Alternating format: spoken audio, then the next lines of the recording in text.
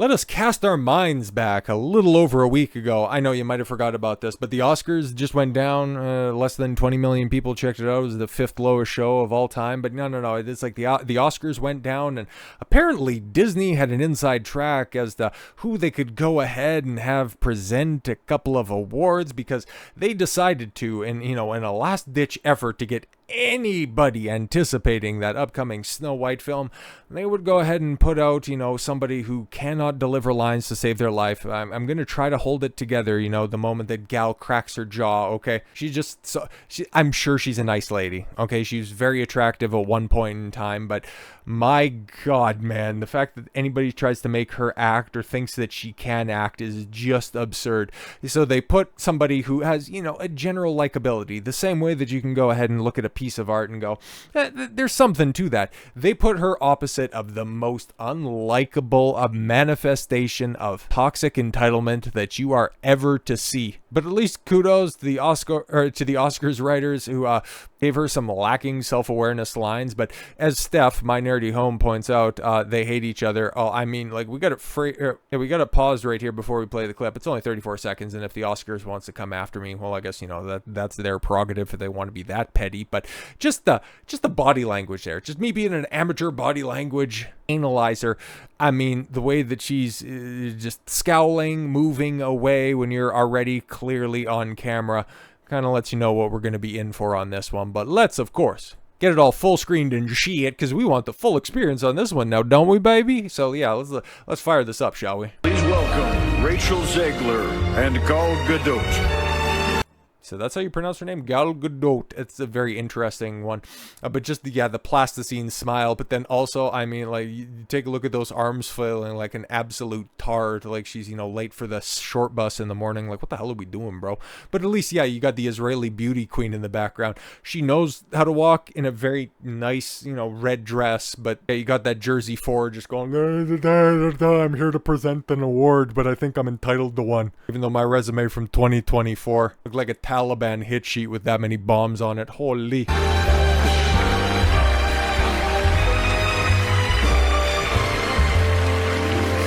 with it. Visual effects push the boundaries of what we see on screen. Yes, exactly. The believability of somebody like me theoretically being jealous or envious of somebody like my co-star who's going to read the rest of this. Their work makes the impossible seem possible. With breathtaking ambition, they create magic that wraps its arms around our wildest imaginations. Here are the nominees for Best Visual Effects. That's nice. Too bad we couldn't have live action effects that make us look like we actually give a shit about one another. Because, I mean, just arms crossed, at least, just holding, just trying to be as standoffish as possible. Just the body language of both of them leaning out. But you could also say, they're kind of facing inwards, but that's towards the microphone to project as best as possible. And yeah, of course, obviously, it's like there could be a little bit of nerves because this is, at one point in time, the biggest night in Hollywood. So yeah, there's probably some nerves at play right there, but yeah, visual effects makes the impossible seem possible. Yeah, like making you look white passing. But man, you also probably should have called up the special effects department to do something about your titties looking so weird, because they normally look decent in, a bunch of different dresses. As somebody who has to peruse Rachel Zegler pictures for thumbnails, I'm unfortunately far too familiar with her frame. I mean, why do they have that appeal like tangerine at the bottom of a grocery bag, cellar taped to a wall? It's like she got those gross fat girl titties that not that I have any experience with those, and you got to do your rep somewhere, but now there's just all that excess titty meat, and then it only just start to fill out towards the bottom. She got some of that going on there. Like, you should call up Best Visual Effects. Hopefully that doesn't translate or detract from the fact that Snow White is tracking worse than Captain America Brave New World. Oh, we talked about this earlier this week, and yeah, I ran the comparison, and I posited the question: is Snow White on track not to be worse than Captain America? I already thought that was a given. I already thought that was decided. Is it going to perform worse than the Thunderbolts, and could it be comparable to the Marvels? That's going to be the big question, because we've taken a look at several projections, and it continues down this downward trajectory, and everything points to a Marvels-like bomb. I can't wait. We're just a couple of weeks away. Oh my god, actually, 11 days. 11 days and counting. But Disney's Snow White tracking worse than box office bomb Captain America Brave New World. Disney's upcoming live-action Snow White film is tracking to have an opening weekend worse than Captain Black Falcon America Man, which bombed at the box office and is likely to lose Marvel and Disney upwards of $250 million. And yeah, Captain Black Falcon America Man is a very apropos comparison because they both have the same amount of reshoots, give or take, 2 full films that are out there, something that has been in development hell for years on end.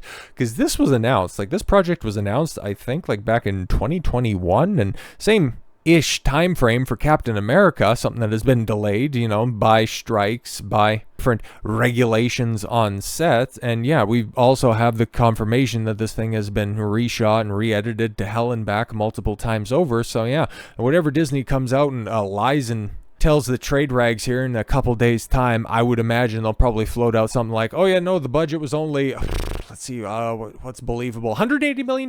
Yeah, $180 million. At least, unlike Captain America. Or that was all filmed in the United States in, Georgia and D.C. So we're never going to see the actual tax documents, but we could just go ahead and, make comparisons to other, Marvel films of years gone by. Whenever they say something like $180, $200 million, especially in the case of Ant-Man and the Wasp, Quantumania, where that was north of $400 million.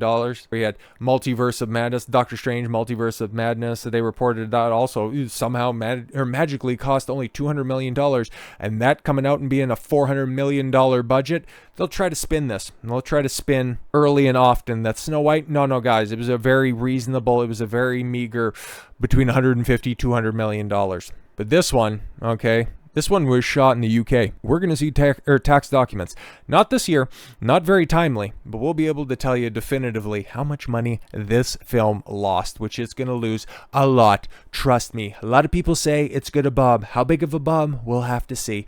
Box office analyst Sean Robbins of Box Office Theory notes that Snow White's domestic opening weekend box office is expected to gross between $52 and $71 million, with a pinpoint of around $56 million.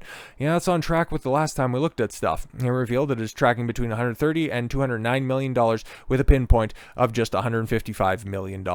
Ooh, total domestic gross. So, okay, cool. So that's its expected full box office run. That's interesting. Because that seems like a lot. Because what was it? Yeah, opening weekend for Brave New World. Yeah, as we have right here in comparison, Captain America: Brave New World. Robbins noted that the film was tracking for an opening between 81 and 98, with a pinpoint of 90. Okay, yes, he predicted the domestic total gross would be between 195 and 266 million. The film would eventually gross 88.8 million. Yeah, opening weekend. So far, it has only grossed $163 million domestic. Yeah, exactly. That's why I'm thinking the 130. Ooh, it seems really high, especially if you're just pointing at somewhere around $56 million opening. Which, for comparison, as we looked at it previously, what was it? The Marvel's opening weekend was 44 million, somewhere in on and around that area. That's what I'm thinking, because we're still gonna get a couple more adjustments. It's kind of like elections, so everything just starts to congregate around the middle the closer that you get to the actual day. So I still think that this could end up going further down than that and ultimately result in something that would be lucky to get $50 million opening weekend and be very lucky to join the 9-digit group in the domestic box office when it's all said and done. Going forward, given Snow White is tracking below Captain America: Brave New World, it is likely to be on the same path as the film and losing Walt Disney Company boatloads of money. It was reported by Caroline Reed at Forbes back in September of 2023 that Disney had already spent $209 million to film as of July of 2022. How many rounds of reshoots? Because I think that's when we got the first set leak of the 7 baristas behind Rachel Zegler's stunt double, and then after that, it's just been what are we doing? A little over a year later, Reed reported that the budget had ballooned to $269.4 million, albeit Disney received a $55.5 million reimbursement, meaning meaning that they still had to shill out the $269 million, but they got back $55 million in a tax credit. Don't worry about it. But yes, bringing its net spend to $213.9 million. However, given the film still had to go through post-production. Oh yeah, post-production, because that would have only been to July of 2023. And since then, like last year, we seen Gadot, or Gadot, or how did that Oscars hack pronounce it? It really doesn't much matter. Eye candy with no discernible talent. There you go. I think that's the way you pronounce it. They were both back on set doing reshoots now but a few months ago. So, I mean, come on, man. Scooper WDW Pro claimed, yes, that we know that this film had a budget that is somewhere around $300 million. Yeah, that's going to end up making sense. Even with or without tax credits, it's like, it's wild. Now, we have overshot that significantly, according to my source, and this film is now heading towards Force Awakens and Rise of Palpatine. Oh boy, kind of budget. Wow. So in on and around Captain America numbers, $400 million. We're nearing a $500 million mark, according to the source. I beg your pardon. If the rumor is true, the film needs to make at least $1.25 billion.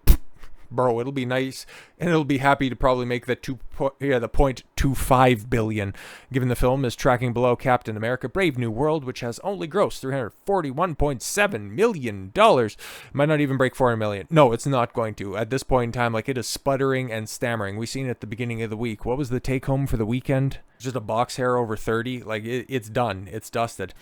In fact, yes, if the reported cost of the film does not increase from Reed's 2-year-old approximation of 213.9, it would still need at least $534.75 million to break even. And that's still not even factoring in marketing for this, which I haven't really seen a lot of so far. So it's likely that they could just be, trying to minimize the impact of this film, really trying to scale it back, knowing that they have a dud on their hands.